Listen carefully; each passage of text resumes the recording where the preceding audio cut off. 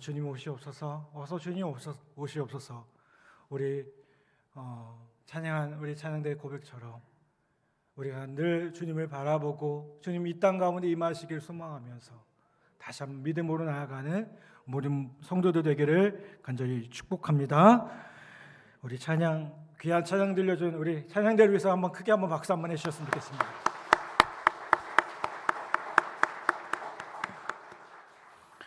로마서 3장 10절은 우리에게 분명히 말씀합니다. 의인은 없나니 하나도 없다라고 말씀합니다.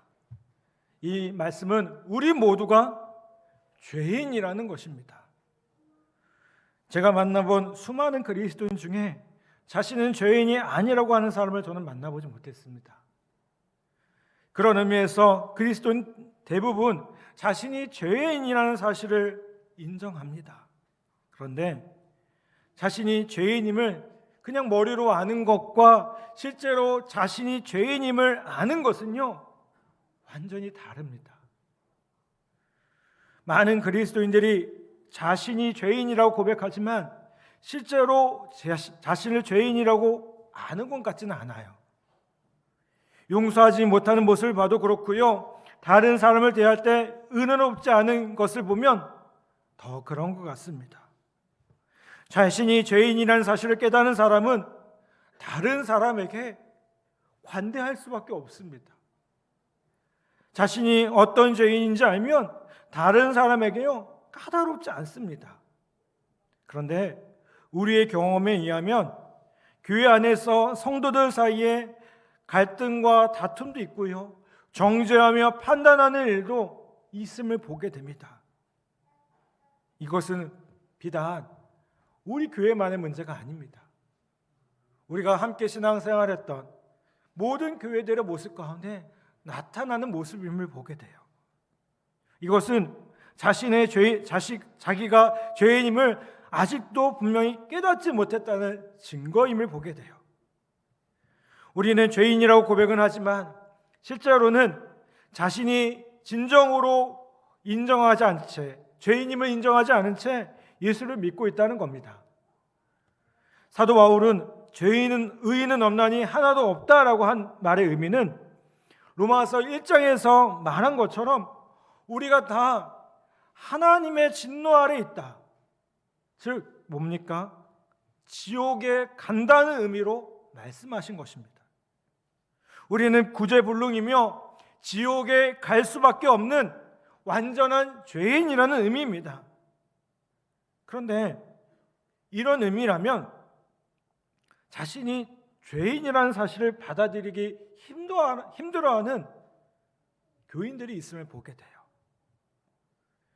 대부분의 사람들은 자신이 죄인이라는 것을요, 거짓말도 하고 남의 것을 손을 댄 적도 있고 부모님 말씀도 안 들었고 음란한 죄에 빠지기도 하고 누군가와 싸운 적이 있다는 정도로 이해를 합니다. 이런 사람들은 자신이 가정 파괴범이나 살인범이나 사이코패스 같은 사람들과 동일한 죄인으로 인정하기를 힘들어합니다. 중죄인이라면 당연히 지옥에 갈지 몰라도 자기처럼 조금 싸우거나 거짓말한 정도 한 사람이 지옥에 가야 한다는 것은 불공평하다고 생각을 합니다. 그래서 우리는 성경에 없는 개념을 만들어냅니다. 어떤 개념일까요? 괜찮은 죄인, 중간쯤 되는 죄인, 이런 것들을 만들어낸다는 거예요. 한마디로 큰 죄인은 아니고 작은 죄인이라는 거예요. 근데 여러분, 이것은 죄의 본질을 바로 알지 못하기 때문에 갖는 오해임을 보게 돼요. 우리는 의인과 죄인을 드러나 있는 죄의 양으로 구분하려고 합니다. 죄를 많이 짓거나 끔찍한 죄를 지은 사람만 악한 사람으로, 죄를 짓기는 해도 작거나 드러나지 않으면 좀 괜찮은 사람으로 나눈다는 겁니다. 근데 여러분, 성경에 보시면 죄를요, 양으로 구분하지 않아요. 죄의 양으로 사람을 분류하지 않습니다. 성경은 본성으로 죄를 말을 합니다. 사과나무가 있는데요, 어느 해에는 사과가 많이 열렸고 어느 해에는 사과가 거의 열리지 않았습니다. 그러나 여러분, 열매가 많이 열리든 열매를 맺지 못하든 사과나무는 뭐예요? 사과나무예요. 마찬가지로요, 죄를 많이 지은 죄인이든 죄를 거의 짓지 않는 것처럼 보이는 죄인이든 다 똑같은 뭐예요? 죄인입니다. 왜요? 우리의 본성이 죄인이기 때문에 죄가 나온다는 겁니다. 그런 의미에서 보면 죄는요, 무엇을 하고 안 하고의 문제가 아닙니다.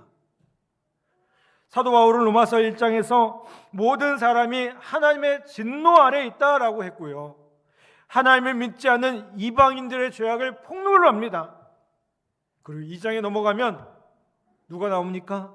하나님을 믿는다고 하는 유대인들의 죄악을 고발을 합니다. 이게 무슨 말입니까? 하나님을 잘 믿지 않든 모든 사람이 하나님 앞에서 죄인이라는 거예요. 그런데 3장에서는요, 유대인들의 죄악에 대해서 조금 더 구체적으로 말씀합니다. 왜냐하면 자신들도 이방인과 같은 죄인임을 유대인들은 좀처럼 인정하지 않았거든요. 유대인들은 자신들이 이방인들과 다르며 하나님께서 율법을 주신 점을 계속해서 내세웁니다. 그 점은 사도 바울도 인정했습니다. 그래서 1절과 2절에 보면 이렇게 말씀해요. 그런즉 유대인의 남이 무엇이며 할례의 유익이 무엇이냐? 범사에 많으니 우선은 그들이 하나님의 말씀을 맡았음이니라 라고 말씀합니다. 사도 바울도 인정합니다. 그런데 사도 바울은 하나님의 말씀을 맡았다고 해서 죄를 안 짓거나 의인이라는 말을 하는 것은 아니라고 얘기해요.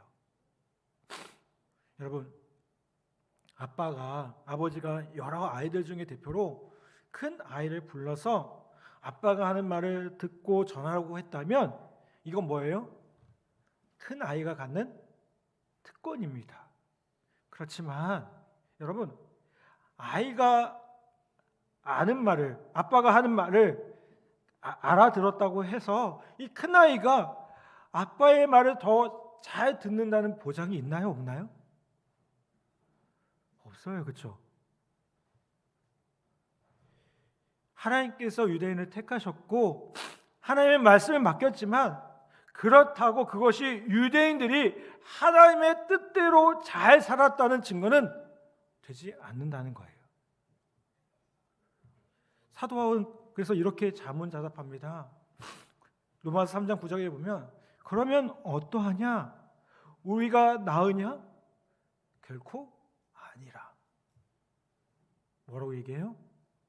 아니라고 얘기해요. 하나님의 율법을 가졌든 아니든 똑같이 뭐라고요? 죄인이라고요. 유대인들은 그 점에 대해서 지금도 동의하지 않아요. 그들은 선민의식 가운데 살아갑니다. 그들은 이방인들과 다르다고 생각해요. 그런데 여러분, 죄라는 것은요, 근본적으로 율법을 아느냐 모르느냐, 율법을 지켰느냐 지키지 않느냐로 따질 문제가 아니라는 겁니다. 사도 바울이 말하는 핵심은 사람의 본성이에요. 유대인이나 이방인이나 그 본성은 다 어떤 사람이라는 거예요? 지옥에 갈 수밖에 없는 죄인이라는 거예요. 오래전 국민일보에 이런 내용의 칼럼이 실렸습니다. 이 칼럼을 쓴 필자가 서울대병원의 특실에 입원해 있던 연세가 높은 어른의 문병을 갔을 때 일이라고 합니다. 이 연세 높은 어른은 외교관 출신으로 아주 점잖고 예절이 깍듯한 분이었습니다. 그런데 병실에 들어서자마자 그분의 부인이 아주 민망한 말씀을 하시는 겁니다. 뭐라고 하냐면 제사님이 쌍욕을 하더라도 놀라지 말고 이해해달라는 거예요. 상대가 누구든지 덮어놓고 그냥 욕부터 한다는 겁니다. 평생 욕이라고는 모르고 남이 욕하는 것조차 질색하던 분이 입에 담기 민망한 욕을 하니 남보럽고 죄송하다고 이 부인이 탄식을 하는 겁니다. 그러자 간병인 여성은요 이런 얘기를 합니다. 대학병원 특실의 상류층 환자들, 나이가 지긋하시고 사회적으로 명망 있는 분들의 간병을 오래 했는데 이렇게 정신줄 놓은 환자들 중에 별별 회개한 일을 하는 환자들이 많다는 거예요. 요구를 하는 건 양반이고요. 어떤 분은 아무나 물어뜯기도 하고 그렇다는 거예요. 사람은 어떤 존재일까요? 이 칼럼의 필자는 이렇게 얘기합니다. 사람이란 본성이 다 똑같은 모양이다. 욕을 하고 싶고 물어뜯고 싶은 본성을 평생 억제하며 사는 것뿐이지 그 속에 있는 본성은 똑같다. 이렇게 쓰고 있습니다. 여러분, 하나님은 우리가 얼마나 죄의 열매를 많이 맺었는가를 따지시는 것이 아니라요. 우리가 죄인이라고 말할 때 뭘 얘기하시는 걸까요? 우리의 본성에 대해서 이야기하시는 거예요. 사도 바울은 11절부터 17절까지 인간의 죄인됨을 아주 구체적으로 언급을 합니다. 이렇게 말씀하죠. 깨닫는 자도 없고 하나님을 찾는 자도 없고 다 치우쳐 함께 모익하게 되고 선을 행하는 자는 없나니 하나도 없도다. 그들의 목구멍은 열린 무덤이요 그 혀로는 속임을 일삼으며 그 입술에는 독사의 독이 있고 그 입에는 저주와 악독이 가득하고 그 발은 피 흘리는 데 빠른지라 파멸과 고생이 그 길에 있어 평강의 길을 알지 못하였고.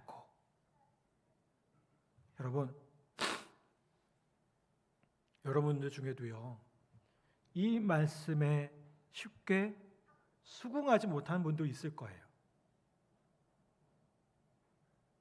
여러분, 진짜 하나도 없습니까? 지금까지 사는 동안 정말 선한 사람 한 사람을 못 봤습니까? 평범한 사람은 감히 번접하기 어려울 만한 의롭고 훌륭한 위인은 있지 않습니까? 그런데 사도 바울은 뭐라고 얘기합니까? 왜 이처럼 단호하게 의인은 하나도 없다, 의인은 없나니 하나도 없다라고 말하는 것이겠습니까? 그는 겉으로 드러나 있는 모습이 아닌 인간의 본성에 대해서 말을 하고 있다는 거예요. 18절에서 이렇게 얘기합니다. 그들의 눈앞에 하나님을 두려워함이 없느니라 함과 같으니라. 여러분, 여기서부터 죄가 나옵니다. 죄의 본질은 무엇일까요? 하나님을 두려워하지 않는 거예요. 하나님의 임재 앞에, 하나님 앞에 예배하면서도 하나님을 두려워하지 않는 거예요. 이 말은요, 하나님과의 관계가 끊어졌다는 겁니다. 우리가 예배하면서도요, 습관적으로 예배할 수 있어요. 저도 목사하고 오랫동안 정말 어머니 뱃속에서부터 신앙생활을 해왔어요. 주일날 당연히 교회 가는 게 당연한 모습이에요. 주일날 설교하는 게 당연한 모습이에요. 여러분, 그런데 제 안의 모습은 그게 당연하지만 그게 아닐 수도 있어요. 솔직히 말하면 주일날 설교가 없으면요 되게 행복해요. 아주 너무 부끄러운 고백이지만 되게 행복해요. 그 전날부터 며칠 전부터 너무 행복해요. 드디어 오늘 설교를 하네. 근데 오늘은 설교를 준비하면서 어떨까요? 부담이 되는 거예요. 왜 부담이 됐을까요? 이게 설교 중에 제일 어려운 게 죄에 대한 설교거든요. 이 설교를 해야 되니 부담이 되는 거예요. 예민해지는 거예요. 여러분, 이게 사람의 죄가 아닙니까? 하나님 예배하는 게 여러분 기뻐해야 되잖아요. 왜 아멘 안 하세요? 하나님 예배하는 게 기쁜 겁니다. 아멘? 우리 인간에게 있어서 가장 큰 기쁨은 오늘 이 시간 예배 가운데 함께 하시는 그 주님을 예배하고 찬양하고 주님께 나아가는 게 기쁘는 겁니다. 아멘? 하나님과의 우리가 관계가 온전하다면요, 설교 시간이 아무리 길어도요 그 말씀이 달게 느껴져야 돼요. 아멘은 안 하시네요. 아멘? 그렇다고 길게 하지 않을 거예요.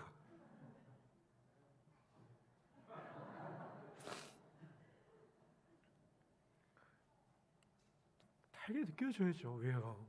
이 말씀이 누구의 말씀이에요? 하나님 말씀이에요. 근데 여러분, 자꾸 하나님과의 관계가 끊어지니까, 이 관계를 잃어버리니까요, 어떻습니까? 하나님을 두려워하지도 않고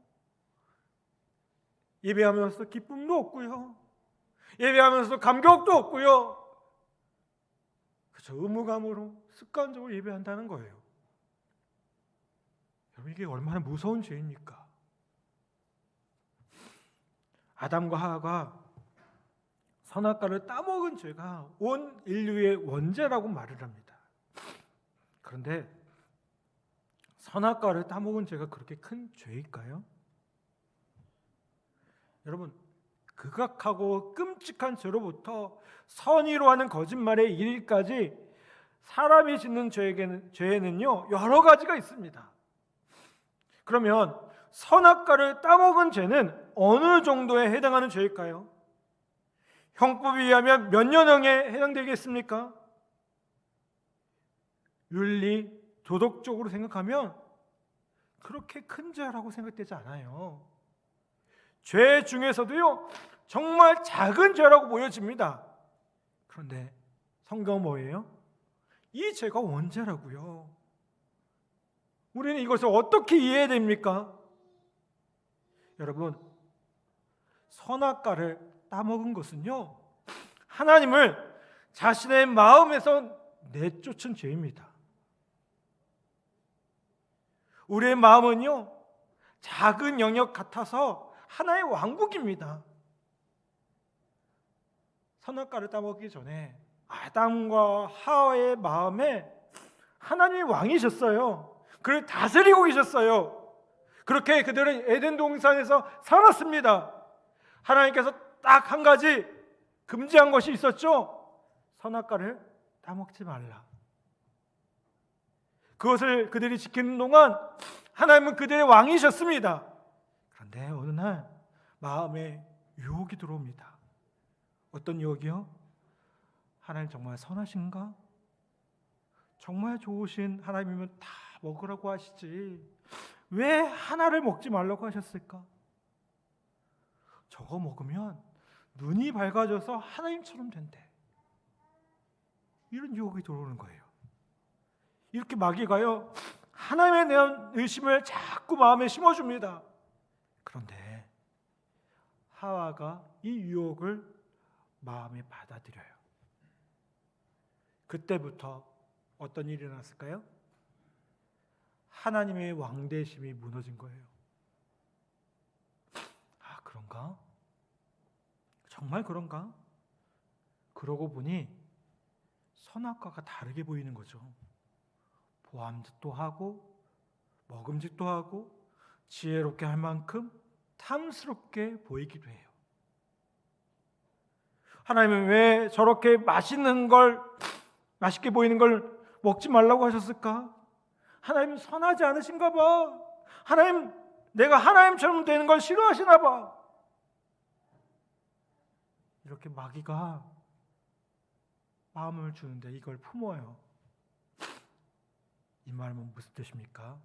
내 마음에서 하나님을 내쫓은 거예요. 결국 하와가 어떻게 하죠? 선악과를 따먹습니다. 선악과를 따먹었다는 것은요, 하나님을 하나님으로 인정하지 않는 사건입니다. 하와가 선악과를 따먹는 순간 하나님은요, 하와에게 더 이상 하나님이 아니셨습니다. 하와의 하나님은 하나님이 아니라 자기 자신이었어요. 실제로 누구였을까요? 마귀였죠. 그렇죠? 아담의 마음에도 같은 일이 일어납니다. 아담은 하나님의 말씀과 아내의 말 사이에서 잠시 갈등을 했는데요, 결국 어떻게 나요? 하나님의 말씀을 버리고 아내의 말을 받아들입니다. 자신의 마음에 하나님의 왕되심을 거절한 것입니다. 여러분, 이것이 죄인인 인간의 마음의 본성이라는 거예요. 이것이 원죄라는 거예요. 이것은 작아 보이는 아담과 하와의 마음 안에서 일어났지만 이거 뭐예요? 결국 하나님을 내쫓는, 왕을 내쫓는 반역이었다는 거예요. 여러분, 죄라는 게 무엇입니까? 죄는 사람들 마음에 하나님 두기를 싫어하는 겁니다. 그래서 로마서 1장 28절에 뭐라고 말씀합니까? 또한 그들이 마음에 하나님 두기를 싫어하매라고 얘기합니다. 여러분, 성경은 우리가 마음에 하나님 두기를 싫어한다고 했습니다. 왜 그럴까요? 마음대로 못 살거든요. 하나님이 마음에 계시는 게 부담스럽고요, 싫어서 하나님 없이 살려고, 마음대로 살려고 하는 그 욕망이 뭡니까? 죄의 실상입니다. 이게 모든 사람이 갖는 공통적인 속성임을 보게 돼요. 여러분, 자녀를 기르다 보면 어쩔 수 없이 뭐라고 합니까? 이거는 해라, 이것은 하지 마라, 이런 말을 해요. 그렇죠? 아무리 부드럽게 말하고요, 자녀의 입장에서 말해준다고 해도요, 그렇게 할 수밖에 없어요. 그렇죠? 근데 이게 어릴 때는 곧잘 말이 듣더니 아이가 자라면서 어떻게 됩니까? 특히 사춘기가 오기 시작하면 반항을 해요. 부모의 말에 토를 달기 시작하고요, 거부하기 시작해요. 심지어 소리까지 지르게 됩니다. 아빠 엄마는 마음대로 다 하면서 왜 나는 하고 싶은 거 아무것도 못하게 해? 이렇게 소리쳐요. 여러분, 부모 입장에서 보면 이거 억울해요. 저도 자녀를 키우는 입장이지만 억울해요. 왜요? 아무것도 못하게 한 게 아니라 몇 가지만 하지 말라고 했는데 그들은 어떻게 생각하는 거예요? 전부 다 아무것도 못하겠대. 실제로 그렇게 느끼고 있는 겁니다. 그럴 경우에는요, 싸울 필요 없어요. 논쟁할 필요 없어요. 이거 뭐예요? 자녀의 독립선언이거든요. 근데 여러분, 우리도 하나님께 이렇게 합니다. 우리도 이렇게 하나님께 이렇게 합니다. 내가 원하는 대로 하나님께서 도와주실 것을 기대합니다. 기도할 때는요, 주세요를 연발합니다. 그리고 원하는 대로 되지 않으면 하나님을 원망하고 부인합니다. 왜요? 내가 하나님이거든요. 자기가 하나님 되어서, 하나님은 그저 나를 도와주는 분, 그저 나의 어려움을 해결해 주는 분, 어느 목사님 말처럼 하나님 그저 자판기와 같은 분, 그렇게 생각한다는 거예요. 여러분, 이게 죄의 본성입니다. 하나님과의 관계가 끊어졌다는 거예요. 사랑하는 여러분, 우리는 어떻습니까? 우리는 남들과 다르다고 생각하십니까? 나는 완전하다고 생각하십니까? 나는 날마다 주님과 동행하며 나는 날마다 문제없어라고 외치고 있지는 않습니까? 여러분 기억하십시오. 복음은 분명히 말씀해요. 의인은 없나니 하나도 없다.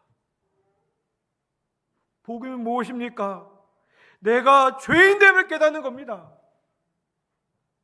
다른 사람 손가락질 할 필요 없습니다. 다른 사람 뭐라고 할 필요 없습니다. 내가 죄인입니다. 내가 예수를 십자가에 못 박은 겁니다. 내가 잘났어가 아니라 내가 죄인 중에 죄인임을 아는 게 복음입니다. 그리고 그럴 때 하나님이 나를 찾아오시죠. 내 마음을 두드리십니다. 내 안에 다가오십니다.